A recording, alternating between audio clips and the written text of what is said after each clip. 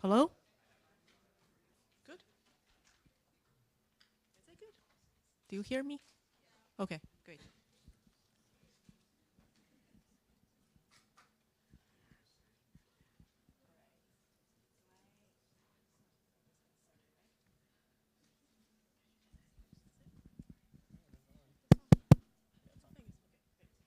All right, hello everyone. Welcome all to the first public lecture of fall 2024. It's a very exciting time of the year that we're kicking off the public event series in the College of Architecture and Design here. Late last week, we received the printed posters, and today you are seeing them populating the building.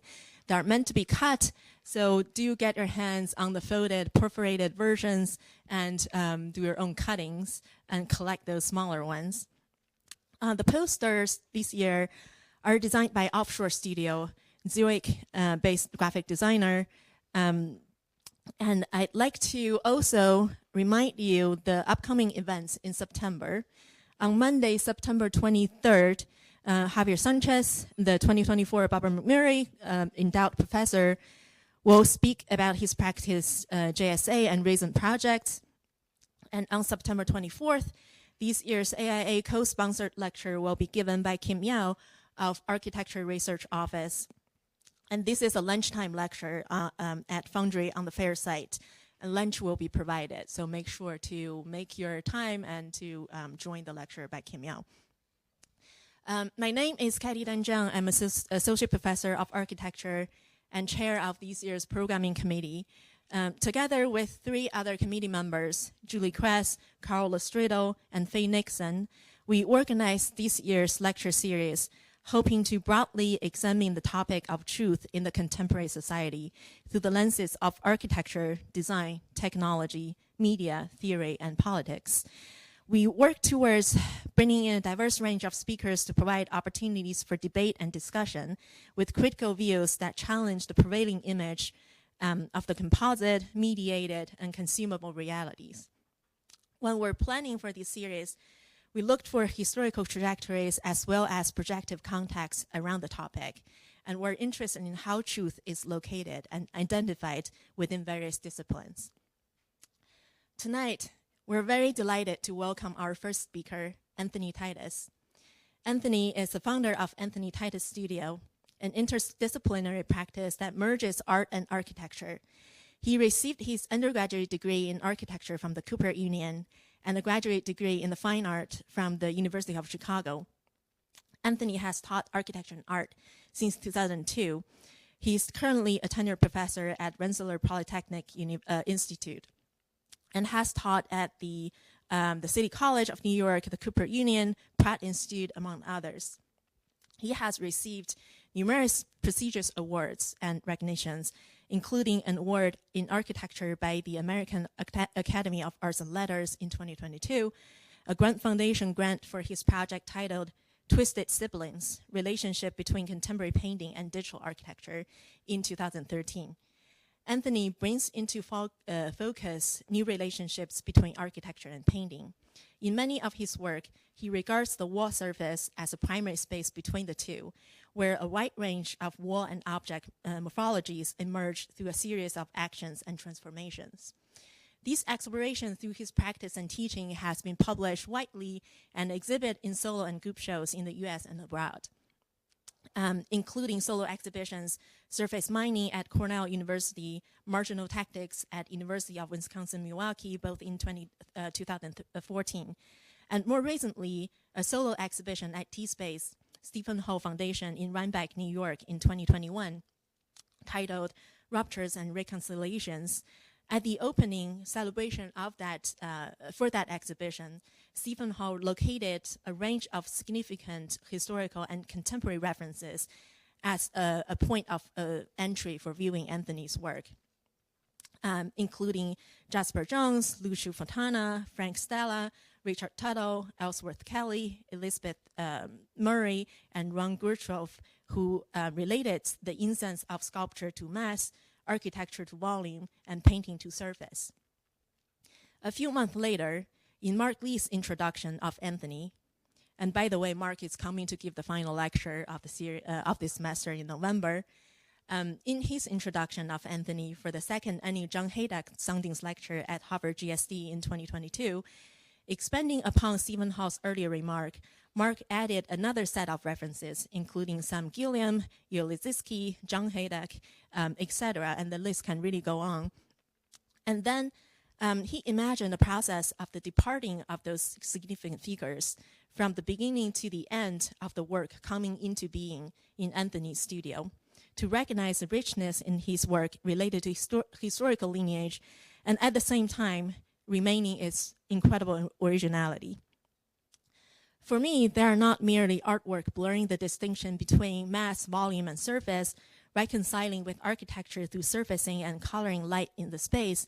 They are at the same time structured representation questions on geometry, proportion, and material, offering juxtapositions of section and elevation, frame and edge, structure and reflection, looking at his drawings made before, during, or after the process of painting. One might imagine an affair of lines, as if they are hugging a grid, meandering through points, kissing and networking, until color binds them into a layered surface, radiating tinted light rays to the attendant fields. And therefore, we start to see constructed ways of relating color and form of painting to light, gravity, and social forces in architecture.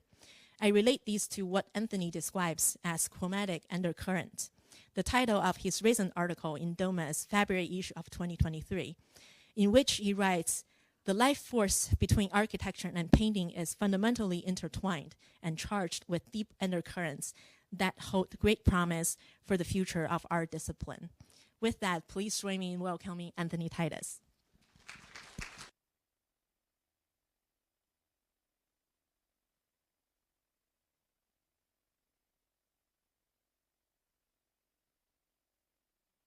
Can you hear me? Yes?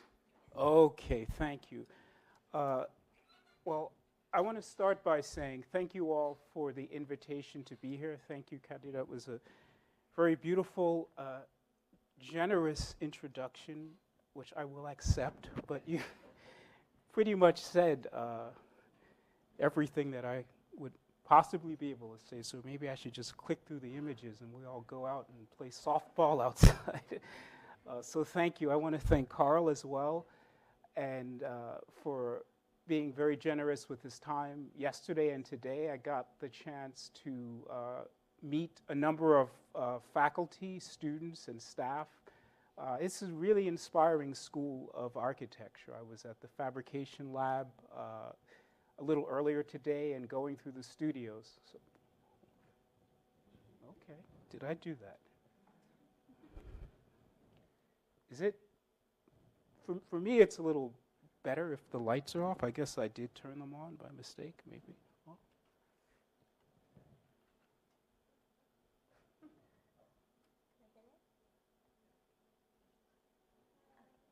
Yeah, that one's a little rough. Is that okay? I liked it the way it was before. Yeah. Not fully on. When it was before Anthony broke it. That one's not going up. Does anyone know how to turn off this light? Try the different buttons. I definitely didn't do this. I've tried them all. Okay, well, all right. Listen, somebody's trying to tell us something. That better? Okay, as long as you all don't mind having glaring highlights on your face from here, I'm all good with it.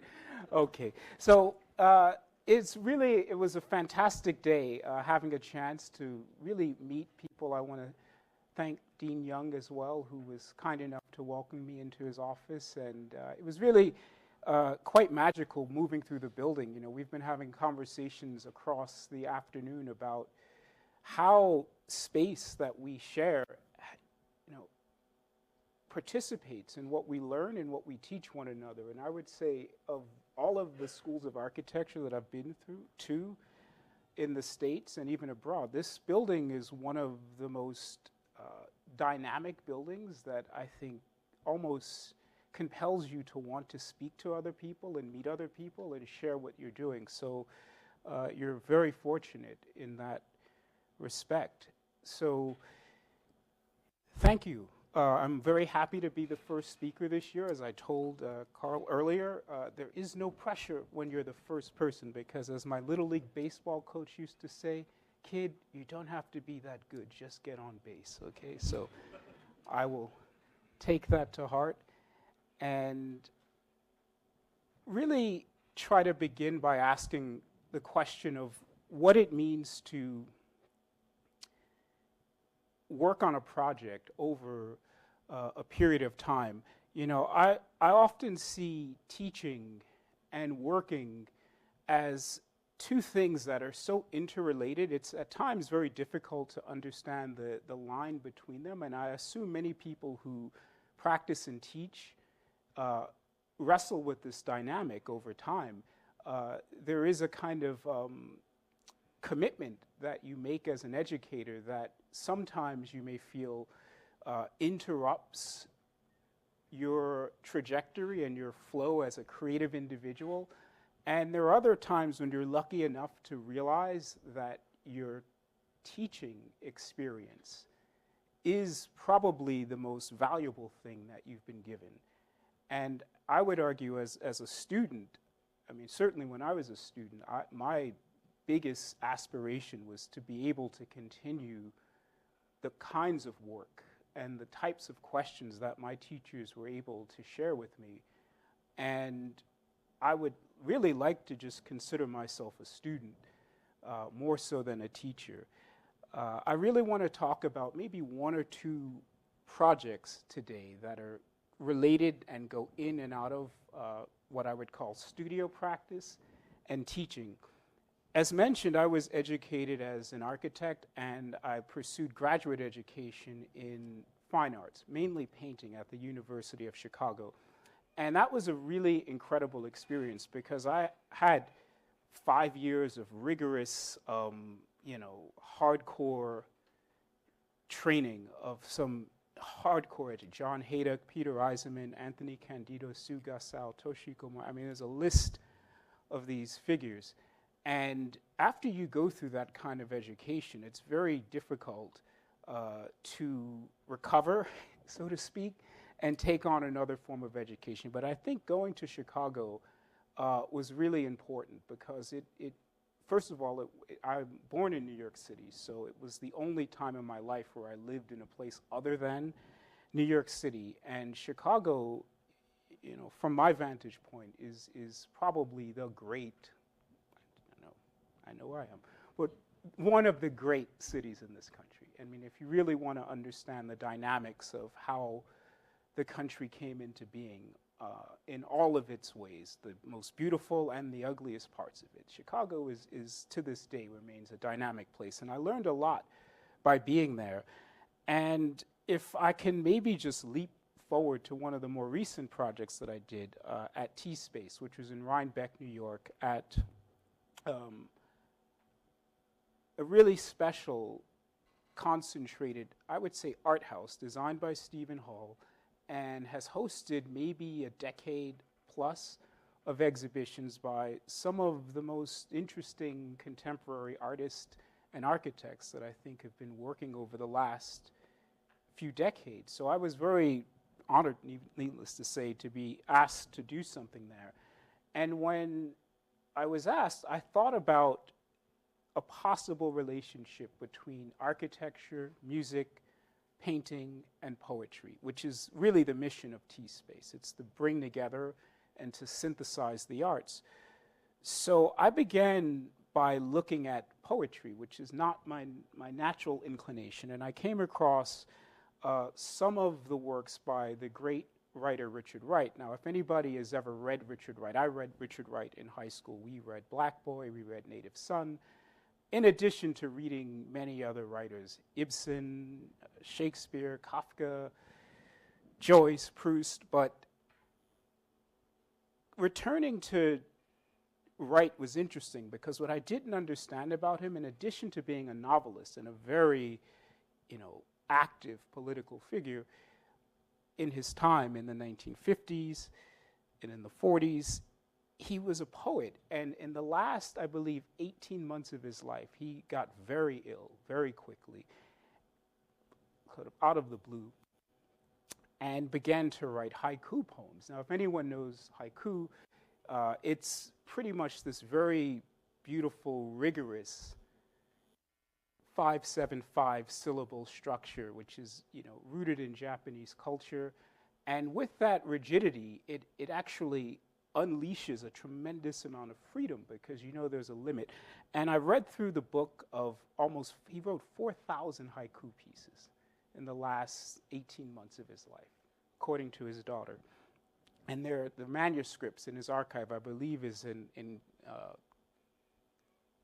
Yale's campus, in the beautiful library designed by Gordon Bunshaft. So if anybody ever gets a chance, it might be worth going to see. But one of the poems that really struck me was a falling petal strikes one floating on a pond and they both sink. And I just kept coming back to that thought of something that could be so heavy that it would fall, but light enough that when it touches another element, which is similar, that's floating, they both sink. And when thinking about what could be done in that space as a painter and as an architect, I looked at the shape of the T, which is essentially the shape and plan of the gallery that was designed by Stephen Hull. And it's a relatively intimate space. I mean, it's probably, you could literally fit it in this room. I mean, it's pretty high in its highest part, but it's a very intimate space. And, as an artist, as well as being an architect, I'm sometimes puzzled by where works of art, quote unquote, end up relative to works of architecture, because, one could argue that works of architecture really don't need anything in a sense other than themselves, right? And this, I know, is probably not the most generous way of understanding architecture, but on a certain level, the space speaks for itself, right? I mean, it's incredibly well designed, proportioned, it uses the golden ratio, and the idea of how light and shadow move across the surface, the way it's sited within nature, is really a poem unto itself. So thinking about what one could possibly offer to that conversation became very important to me. And in addition to reading some of the works by Richard Wright, I started listening to the music of and reading some of the writings of the great composer Anthony Braxton. And there was, by the way, a very beautiful performance of two of his collaborators who hadn't collaborated prior to the pandemic, and they actually made a live recording, a 20-minute long piece in the space during the opening. But these two references became important for me, and I started working in a way which I think is familiar to all of us, which is with models. And to sit and work with something as straightforward as paper became important to me, that you could literally paint a surface, cut it, and position it within a model was the kind of, to me, the beginning of the project, so to speak. And the project really compelled me to think very carefully about that space between architecture and painting and what might be a certain kind of common ground, maybe a truth, if you will. And for me, the wall is one of those spaces. Anybody who's painted or has experienced a painting understands that there are really very few variables, relatively speaking. The technology of painting has not changed much in the last 5 centuries. Maybe the biggest technological leap in painting in the last 160 some odd years is tubed paint, followed up by canned paint a couple of decades later. And for the most part, the way in which we tend to make paintings now hasn't differed much. Now, in contrast to architecture, which is heavily rooted in technology and technological innovation, we can see that there's probably a different part of the brain that you have to tap into when thinking about painting relative to architecture. So the way that a painting can rest on a wall, float from a wall, be situated directly on the wall, almost like a kind of wall painting. Think of someone like Saul Lewitt. There are variables, but they're very tight. And, the one thing that I think is an interesting challenge when you're working with disciplines or ways of thinking that have very tight parameters is that you can very easily fall into a state of despair because it doesn't seem like there's much that can be done. And we've all heard the terminologies of painting being dead. Painting's been dead for hundreds of years. I mean, Michelangelo famously, quote unquote, hated painting. He thought painting was a lesser art form, and the Sistine Chapel was a great compromise, and didn't even consider Leonardo da Vinci to be that great of an artist because he painted and he barely made any sculpture, and the one that he did made failed, right? So even some of the greatest quote-unquote painters that we have with us were very skeptical of it as a medium, and I think there's something interesting about that you know, a way of thinking or making can always have a shadow over its shoulder, whether it's photography or film or literature or other forms of telling stories. So there is maybe the tendency to just give up and quit, or to try to look and find the spaces in between something, and trying to sit and think about what the possibilities of color, structure, surface of a kind of organic matter sitting within a relatively rigid and highly geometrical space became the way forward in that project for me in Rhinebeck, New York, a couple of years ago. And, you know, when I'm thinking about painting, the other thing that I think about often is skateboarding. Because I don't know if anybody, has anybody here ever skateboarded? A few brave souls. You know, what's fascinating is I watch like Thrasher shorts on YouTube like every day.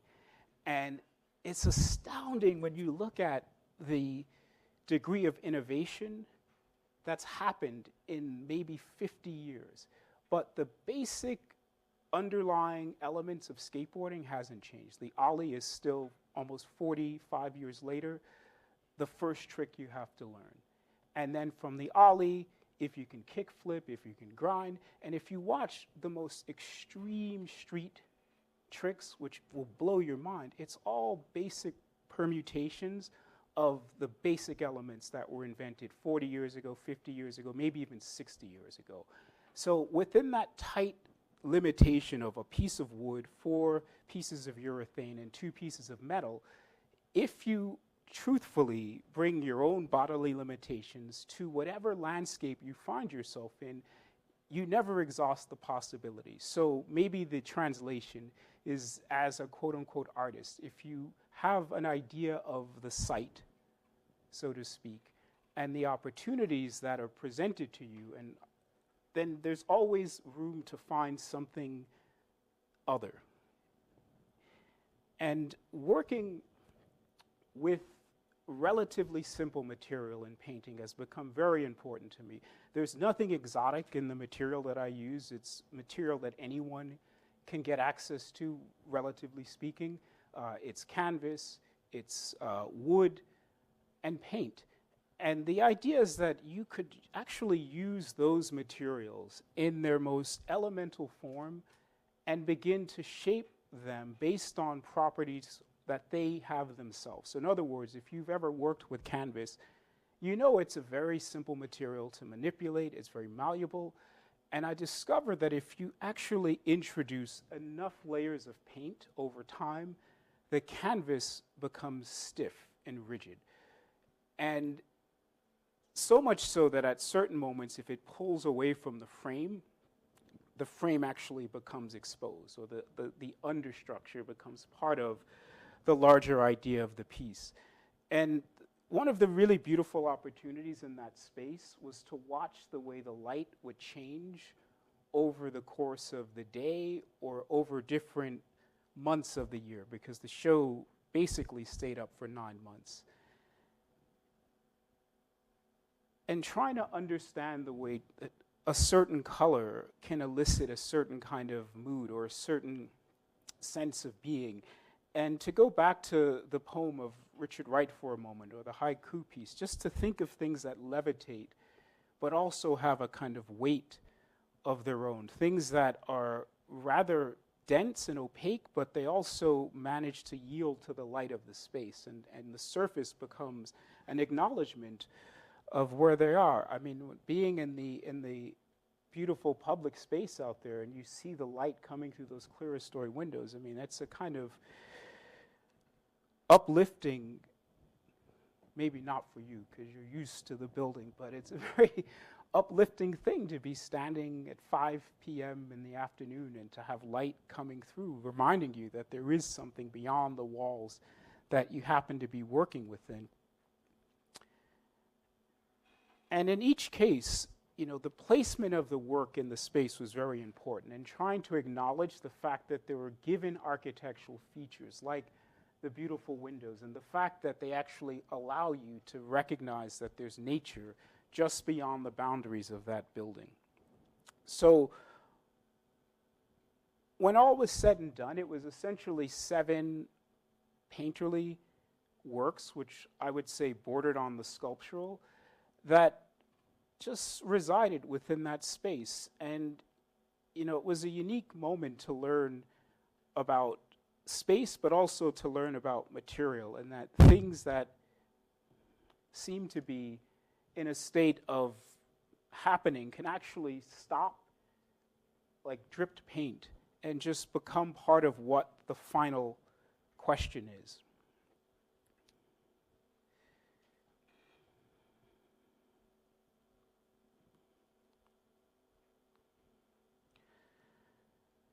Another thing that I sometimes think about is how you relate different elements of your work to other elements of your work.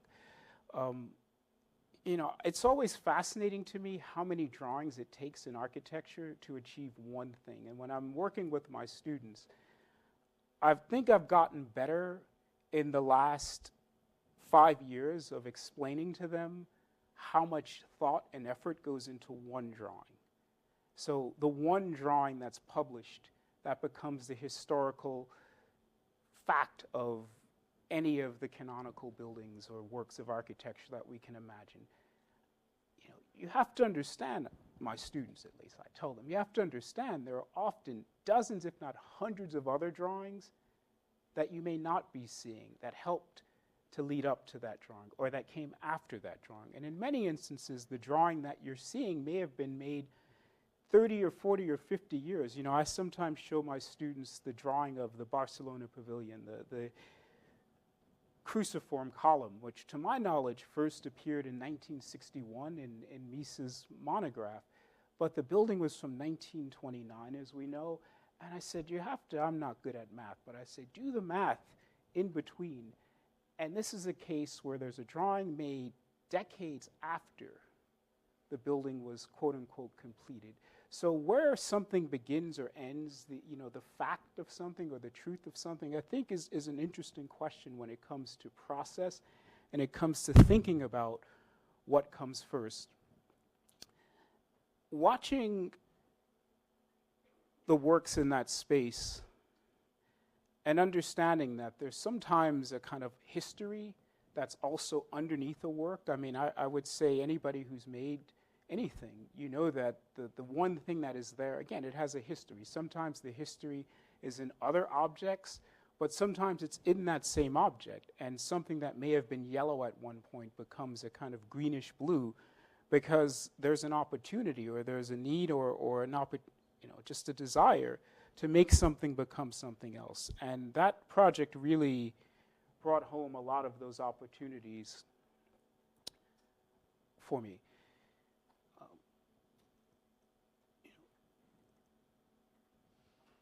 The one thing that's interesting about lecturing is that it's obviously you're not looking at the work or experiencing the work. You're seeing a trace of the work. It's a kind of apparition. And I always think of the opportunity of writing or lecturing as an opportunity to reflect, maybe, and to project forward. And a little over a year ago, there was a kind of historic moment within Domus, which is the oldest, to my knowledge, the oldest surviving journal magazine devoted to art, design, and architecture. And Toshiko Mori and Stephen Hull were co-editors of 10 issues of Domus between, I think, December of 2022 and October of 23. And I was honored to be asked to write a piece for one of the issues called Questions of Perception. And in that piece, I got to think carefully about some of the questions that I deal with in teaching as it relates to painting. And being a first-year educator, currently at Rensselaer Polytechnic Institute for going on 16 years now, but prior to that, working at the Cooper Union and in Pratt for close to 5 years, 10 years at Cooper. And the question of how you begin an education is a very complex one in architecture, because one could argue that there's infinite number of ways to enter. You can enter through very specific material questions, like what is a brick, right? You can enter through very elusive questions like go get a pen. I gotta remember that one. But ultimately, it doesn't matter where you begin, I think, because if you have enough teachers and you're studying for long enough, you will come across enough possibilities and enough problems where slowly you make your own problems. So for me, the question of beginning through painting has been an interesting opportunity for the better part of 10 years, and asking the students to select, for instance, a painting by a contemporary artist or a relative contemporary artist, rest in peace, and to try to understand the possibility of exploring that painting for its 2- and 3-dimensional and maybe even other dimensional possibilities became interesting to me. There was a time in maybe the earlier part of the 20th century where the relationships between painting and architecture were more expected or more common. Certainly if you study the history of any of the pedagogies of the Bauhaus and Black Mountain and all of the offshoots of that, that's a heavy connection. But for some reason in the last 20, 30 years, it's not so obvious, and I think for good reason. There are many other things that architecture needs to look at, and it's been influenced by painting, by politics, by technology, and these are all things that we need to think about. But one challenge for me is to figure out if there is anything left in something that seems to be exhausted of its possibilities. So for instance, if you're asked as a student, this is part of the first year undergraduate student. This was a student named Felix Reyes, who later went to SciArc, and he's practicing now, I think, in Georgia. But we had a lot of conversations about what it could mean to inhabit a painting and create a space for a theoretical writer. And what's beautiful about teaching is you really, as cliche as this sounds, and it is cliche, but it's true, you learn more from your students eventually than they learn from you, at least over time. And the beauty of being able to have a conversation with someone who's, let's say, never heard of Frank Stella or never heard of Piranesi or has never, and you start to speak about the impossibility of stairs and the way in which a visionary Italian architect from 300 years ago could potentially offer us something in the contemporary realm, in addition to choosing a painter that is practicing, at least at that time, Frank Stella was still practicing, is interesting to me, and it's inspiring. And to work within school also means you get to work with many voices. So this is another student, Tanner Vargas, who went to Michigan to get a master's afterwards, and he chose the same painting, but a completely different interpretation of what that painting could be for a writer. And there are dozens and probably hundreds of other projects like this over the years. But what's also interesting is to understand that there are other ways of thinking about color and material, and something as simple as acetate, where you can actually simply print color onto a pre-existing surface, and through the simple process of malleable, sort of modifying a surface and taping or creasing or cutting, or you can start to produce or find effects that could plant a seed of luminosity or color or structure in a first-year student that they may choose to develop beyond their time. Right? Asking students to think about things like paper that are everyday objects or elements in front of us. And what happens if you invent a way of, or reinvent a relationship to materials that we already have? And you think about the kinds of drawings or the kinds of spaces that you can begin to imagine. That's really, for me, the magic of teaching younger students in particular, is that there's a beautiful openness, and one that I hope many students take with them beyond. Spending time with students is always fascinating to me, and every year we do a field trip somewhere, sometimes to New York, and I tell them, listen, I can't swim, so if you go over, but usually someone can swim, and we haven't lost anybody yet. But taking them to see Louis Kahn's FDR Memorial, for instance, and showing them how something that's almost not there can be as powerful as something that is there. The power of something that's invisible, and just a cross section of probably thousands of students that I've had the pleasure of working with. And it always inspires me because they all come from different places on every possible level, geographically, intellectually, creatively, and they all have something to offer. So I'm just always thankful that I've had a chance to work as a teacher, even though it of course, requires a tremendous amount of you, because only so many hours in the day. But there's also the beauty of travel. And maybe the last couple of images I'll share, it's more than a couple, but the last couple, was of a workshop that I was invited to oversee in Inha University, which is in Korea, South Korea. My first time there, and I was met by a really beautiful community of people, about 15 professors, graduate students, and then 90 undergraduate students. And we did a 3-day workshop, which was really a day and a half. And thank God, no jet lag kicked in. And we got down to business. And working with a group of students where there really wasn't the possibility of knowing what could happen beforehand was interesting, because I had never met any of the students. I had never met any of the faculty. And it was about, a trust where you just go to a place and, say, okay, we'll have material. Okay, no problem. You get there and half the material is wrong. But it's like, okay, we'll make it work.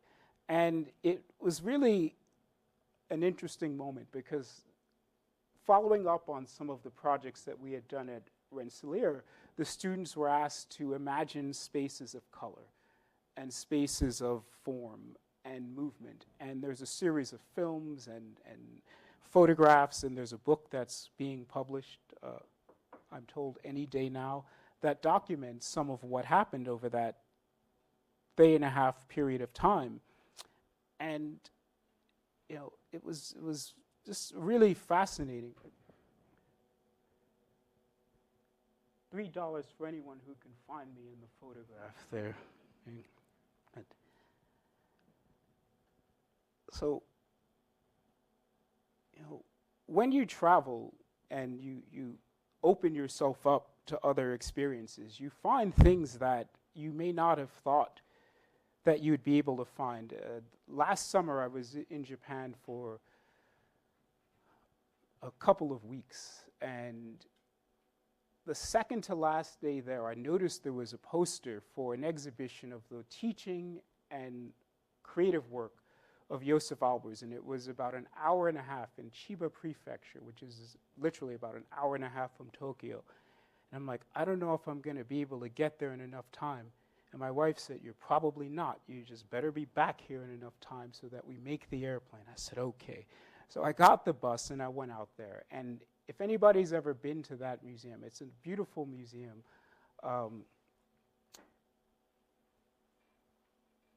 that focuses on ink and color. And they have some incredible work. I mean, the Mark Rothko murals, the ones that didn't go to the Tate or somewhere else, the studies, they're in that museum, the murals for the Seagram building, and they have incredible other works. But I said I should go see this Albers show. And the biggest surprise in that show, there were three. One was the trajectory of his career. I had no idea that he was 32 years old when he started his studies at the Bauhaus. He had a whole career as a teacher before that. And apparently, money was such an issue to him that he would go and gather glass to make these beautiful little glass paintings. Some of them were in the exhibition. He would just go with a hammer and a backpack. And you know the history, or it's easy enough to find. He just slowly, over a year, became the foundation teacher, taking over from Johannes Itten. So I said, wow, 32, 33. So by the time he published his most influential book, which is called The Interaction of Color, which to this day, almost every art foundation student has to buy that book with a box of color aid to understand some of the basic questions of color. And he was 75 years old in 1963 when that book was published, upon retiring from Yale as the art professor. But the other thing that was incredible was there was a film of him, which is very hard to find, made by Hans Namuth. And he's actually at the tail end of his life here. He's probably 4 years before he passed away. So he's at the height of his achievements. And he sits down, and among other things, he shows very simply how he goes about making a painting. And it was such a revelation because it was such a simple, it is what it is. He's paint straight from the tube, no brush, no mixing, applied with the palette knife. And I started thinking back to this question of skateboarding, which is that if you take just basic elements, but you understand that you may not need all of them at the same time, for reasons that might be very specific to you, you can actually find something to offer the world that may not have found its way into the world otherwise. So there's this other question of slowing down and realizing that you don't need everything. You only need what you need. And part of the process of teaching and learning and traveling is that you understand that everybody needs something different. Like everybody else, I've become a photographer. And the one thing that has become more apparent to me just through travel and photography is that I don't believe there's any place, person, or thing that's necessarily any better or worse than any other place, person, or thing. Every place has something. Every person, I believe, has something specific to offer and share. And it's very easy for us to categorize and make hierarchical statements of who belongs where. And if you study long enough, you realize that nobody knows who is going to be where. I love on the cover of the Domus, there's the picture of the Cézanne landscape. This was like a reject from the Beaux-Arts who could not get in. And they let him sketch on the lawn, and ends up, however many decades later, transforming the way we see the world. It doesn't matter if you've ever been in front of a Cézanne painting or not, because his simple readjustments of placement, positioning, and realizing that a painting didn't have to be of a still thing. It could actually be many things layered to create a new idea of stillness or a new idea of time. So you never know who's going to go on to do what. And that's one of the really interesting things about teaching, is you're coming across people all the time, and you never know who you're talking to. So be respectful, because you should anyway, but you never know who you're talking to, and you don't know what someone's story is, and you don't know what people are thinking about, and you don't know what they're capable of. So I've learned in more recent years that I have to be really in a space of listening to students, meaning listening to their drawings, listening to their words, their models, and maybe kind of gently asking them questions when I think it's necessary, or when I think it's appropriate. Sometimes they don't understand. They'll say, you spent 45 minutes talking to so-and-so and only 5 minutes to me, or 30 seconds to that person. I say, you'll get your 45-second talking to when you need it, and that person. And slowly over time, of course, it all evens out. But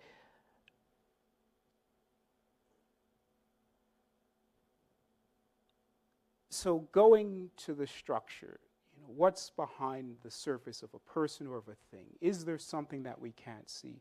And, maybe just to kind of soft conclude, returning to that beautiful building in Rhinebeck, New York, and trying to understand what the space or the material could have been behind the surface of those walls became interesting to me. And the act of maybe cutting through a painting, as crude as it might be, because it's of course an approximation, but to begin to try to understand something about the space between different forms of representation, between a photograph or a drawing. And I think that's really what architecture has to offer, is that it really compels us to always think about what's behind something, be it the material reality, the conceptual reality.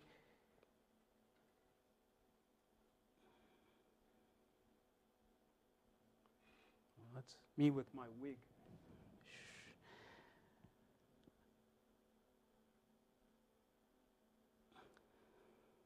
So to return to the wall, this is where I hope to keep working. I'm currently working on about 3 books, which I've been told is no-no. Finish one and then the other. I'd rather not finish 3 than not finish 1. So I'm working on 3 books. And they're all related architecture and art. One is a book of interviews with artists and architects. The other is a book about the relationship between painting and architecture over the last 100+ years, series of essays, and the other is a small monograph of my own work. But parallel to that, I think it's important to always try to return to the ground.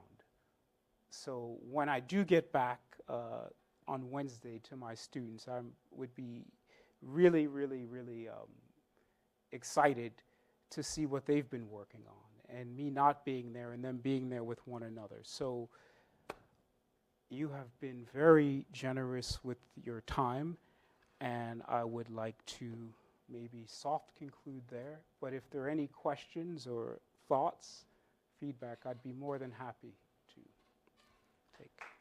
Thank you. Thank you. Would you like to?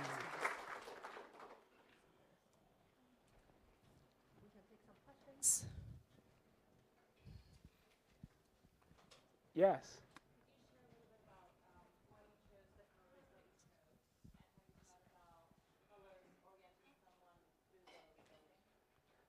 Yes, so the question was how I chose the colors that I chose and how that might help someone to orient the building. Well, great question, simple answer. I tried to find the colors that I believed were the heaviest and the lightest at the same time. So for yellow, for instance, which is a very light color in a certain sense, but a certain kind of yellow can be extremely heavy. I mean, if you think about gold, right, that's maybe the one of the most direct examples of yellowish something having a luminosity but being heavy. So that paradox was important for me. And it was also important to try to find colors that would somehow skew slightly from the most expected version of red or the most expected version of blue or green or yellow. So not all of the images, by the way, most of these photographs were taken by a photographer named Susan Wides, who's a great photographer, and she spent a lot of time looking for and trying to really capture the color as precisely as it was. But trying to find something in between. So if the blue, for instance, it's not really blue. Maybe it's got red in it as well. So it's somewhere maybe in the realm of purple as well as being blue. And I would say the same with the green. It's got some blue in it. And so that was one thing, to try to rear off kilter. But the other, maybe to answer your question about orientation,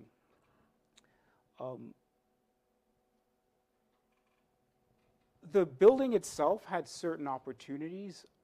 The double height space, for instance, of one area allowed for certain paintings to be higher or certain paintings to be longer, depending on the amount of space. So maybe some of the decisions of where the paintings went it was also based on the architecture of the building. So once you accept that there are certain limits and a certain work should most likely go in that spot, that's then one surface where another work won't go, right? So I guess through just a state of deduction, right, over time, it became apparent where each piece had to be in the space. Yeah. Thank you. Yes? So it seems like there's moments where you have a frame, but then your volume is kind of breaking out of that frame. Uh-huh. And I'm curious if you could kind of expound on your attitude towards that, and would you consider that moment a seam? A seam. A seam. Like a seam. Yeah. Huh. Could you elaborate upon seam? Like what exactly? That's a good question, Carl. You want me to answer? Okay. I tried to cheat. I'm Yeah. sorry. In one of our design classes, we're actually having to create a seam and a relationship between a physical item and a digital item. So I'm wondering if I could kind of use this as inspiration for a seam. I hope so. Well, if I can maybe say a few things about the frame, which I didn't speak a lot about, perhaps, but as one of those expected elements to operate in painting, I think the frame historically has been one of those elements. I mean, if you go to pretty much any museum and you find a work of art that was created in the 19th century backwards, chances are it was intended for a very specific location within a work of architecture, and oftentimes, for instance, an altarpiece from a cathedral, right? One often sees the immediate boundary between the painting itself and the architecture around it, and the frame is usually the trace of its previous home, the previous site. The idea of the frame in architecture well, let me finish about painting first. The idea of the frame in painting, I think, has become a lot more challenged and problematic in the last, certainly 50 years, 40 years. I think it's very rare that you'll find a contemporary painter who will intentionally frame their works, or I should say unintentionally frame their works. In other words, take Josef Albers, not quite a contemporary painter, but certainly still within the contemporary conversation. Almost all of the paintings that I'm aware of in the Homage to a Square series, they have stainless steel frames. And that's often left out of the conversation of his paintings. It's a very important part of his paintings. And the idea that they're stainless steel and they're reflective, so they're there, but they also disappear, is very mysterious. In my case, I think, if I can say, this thing about just pulling back what we think of as the surface to show or leave visible what we already assume is there, I think is important for me at times. Maybe as a kind of reminder that this is painting, or it's within the conversation of painting. At least I would like it to be. Now, for the question of seam, that's an interesting and a difficult one. I would say, in relation to what's happening here, I certainly think carefully about how different parts come together in the painting and how you would fasten one surface to another. And there are different ways of doing that, but I think this question of the line or delineation? You know, how do we know that something begins and something else ends?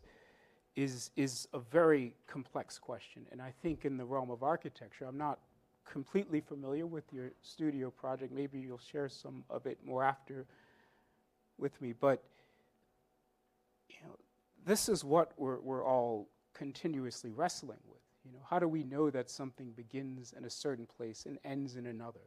You know, where is the line between that which is private and that which is public, or that which is physical and that which isn't? Obviously, we've all come out of a condition in the last 4 or 5 years where we were all forced to rethink. You know, I have to remind myself and others, the world does not begin and end with your bedroom, because for a couple of years it did, right? And that seam, so to speak, may have been the screen, right? It may have been other things, but I don't know if I'm answering your question. No, this is super helpful. Thank you. Yeah. And I'll stop there. All right.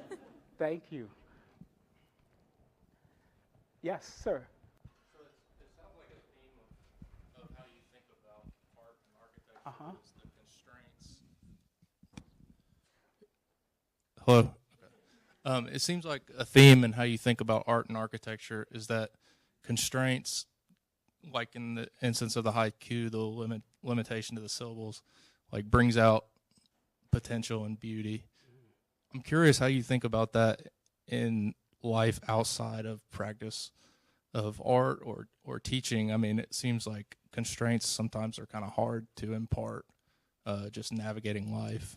I don't know, it's kind of an abstract question, but it's definitely something that's on my mind. Like, that's why I'm in school, is because I like curriculum, I like constraints.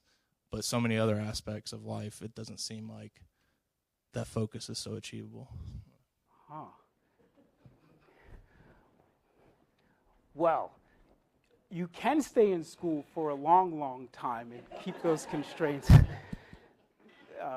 You can just keep failing studio or become a professor or something, and then you'll always have a cycle of 3 or 4 months. But I think it's a really interesting and important question, and I don't have any profound answer any more than anyone else. Maybe somebody else has a profound answer, but I would say, within the realm of creativity, as much as the creative arts, if you will, of writing, of music, and of painting and architecture and science have anything to do with life outside of, constraints, it's a way of making a decision about something or acknowledging things that have been put before you. And, it's curious because but maybe from the age of 0 to 18, there are very, very few things that you can decide about in your life, right? Where you go to school, what you eat, what you study, what you don't study. You don't have many choices. And there's this brief period of time, maybe from this age right now, where you're given a tremendous amount of agency and responsibility, even within the confines of an academic institution. And you might feel for maybe 10 or 20 years that you really have choice in what you're doing. But I'm now getting to the stage in life where I feel like also there are a lot of things that are in front of you that you don't have much of a choice about, other than how you choose to respond to them, right? And if you make a decision about what to study, right, it's going to probably put aside an infinite number of other things that you could be studying. And that causes great distress to me, because I always like to think, man, you got to get out in the world and get as much as you can. But the beauty of architecture, I'm preaching to the choir here. Hopefully everybody here is an architect or wants to be one. The beauty of architecture, especially education, even on the most fundamental, mundane level, every student in a school of architecture, if it's a professional program, by law, you're mandated to be educated creatively, intellectually, and technically, meaning you have, very simply, you have a series of history, theory, criticism courses that you have to take. They can be front-loaded or spread out, but you have to engage in the realm of ideas. You also have then technical courses where you have to engage in the realm of physical fact and reality of a certain type.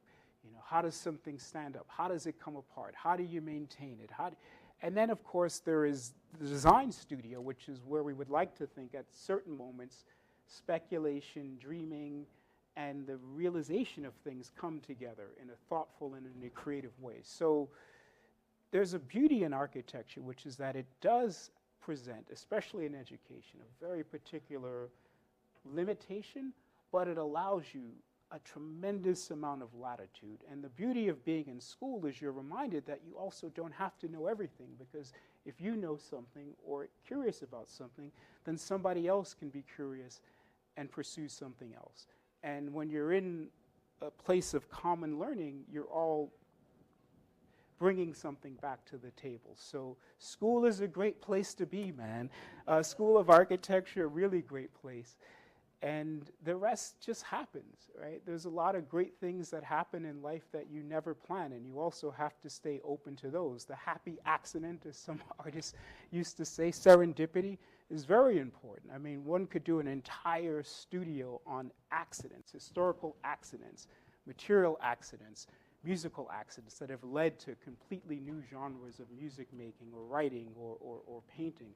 So it's about being, I think, awake and aware, and being, proactive, but also being open enough to realize that, there is no absolute right way or wrong way. There's just ways. And thank you.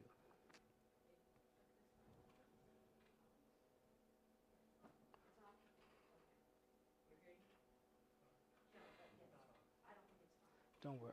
I'll re-yell your question. Don't worry. Okay.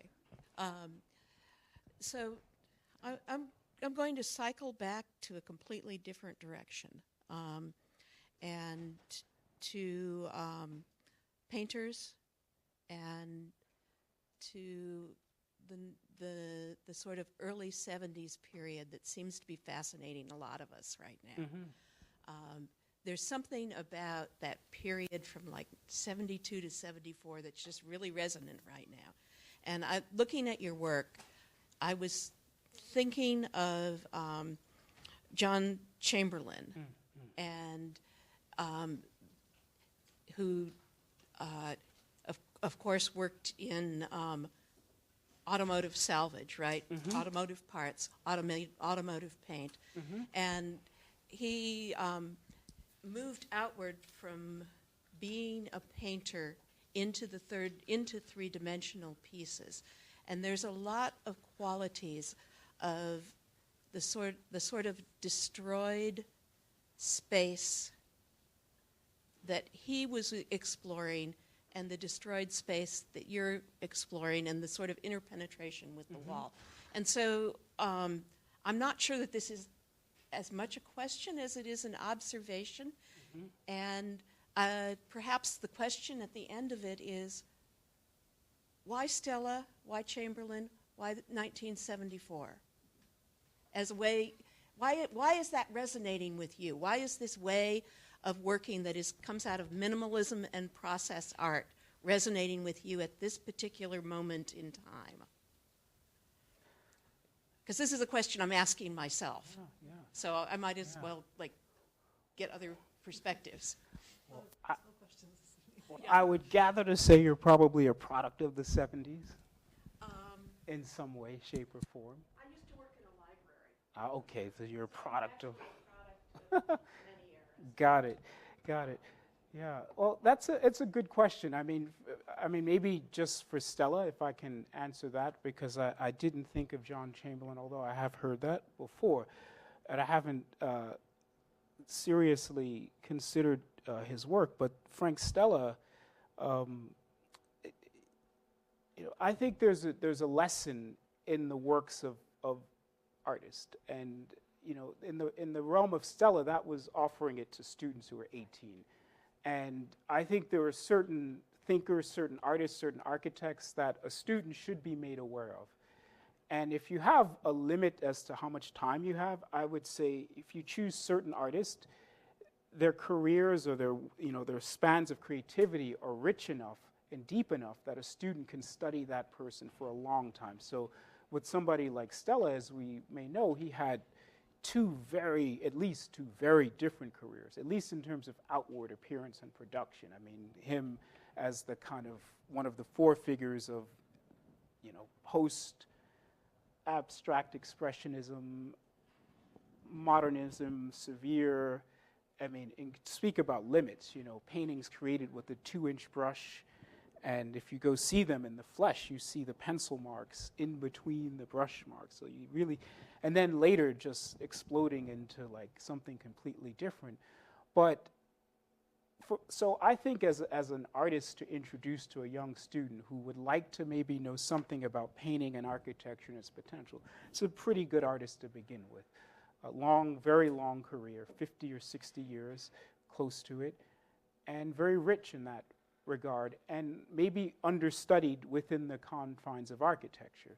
So there's also maybe an opportunity to discover something other in there. But there were many other painters that I've offered students who were, more recent painters, Thomas Abst, and other painters working in the realm of abstraction, geometry, that might be relatively easy to see in terms of how you would translate a 2-dimensional figure into a 3-dimensional figure. So, but I'm also a product of the 70s.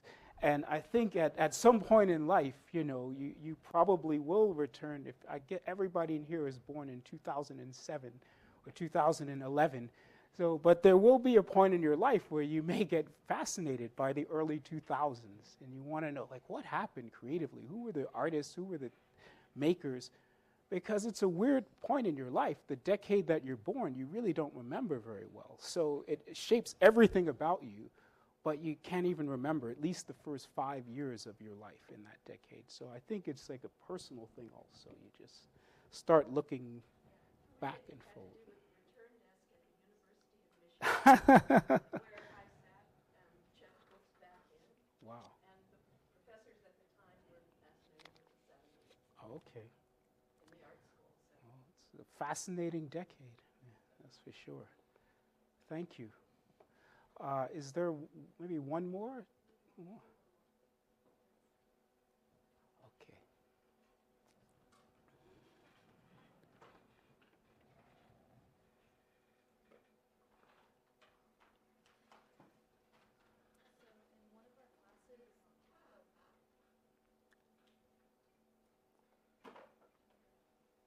No? There we go. Yeah, There we go. Yeah. In one of our classes, we're kind of talking about the relationship between models and drawings, and how they can be similar and different, and how they translate. And I'm one that loves drawings. Models are difficult for me, so all of your work is so fascinating to me. Is this something that you sketch out first and then make into a 3-dimensional work, or do you just kind of take your material and go for it? Probably both.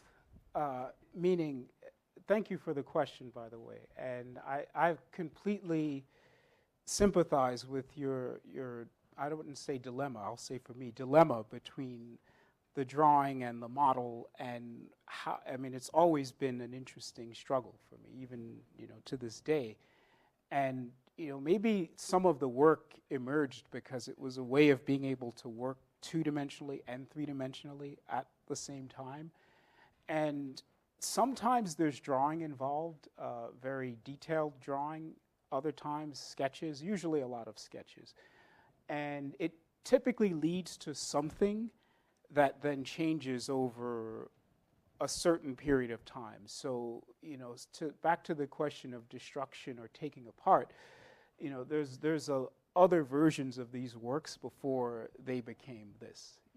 It's sort of piecing together of things in a sort of Frankensteinian manner, where you shock yourself, or you turn something over or upside down, or you invert something. I mean, that's important to me. And I think that, the interesting thing about models and drawings is that they are equally real and equally important. And maybe I don't want to contradict what any of your professors may have said, but the difference between a drawing of a building, a photograph of a building, a model of a building, and a building is open for question. And some of the more influential works of architecture that have existed in history are sketches or photographs or a writing about something. So, you know, to the question again of limits and opening things up, I mean, maybe there's a wonderful opportunity to find a way of drawing and modeling physically, digitally, right, two-dimensionally, three-dimensionally, that leads to something that is rather unique, right, and that helps to unlock some of the questions that you have. And I think that's, you know, what I hope we're all up to. And I thank you for your question, and I thank you all for your generosity and your patience. Thank you.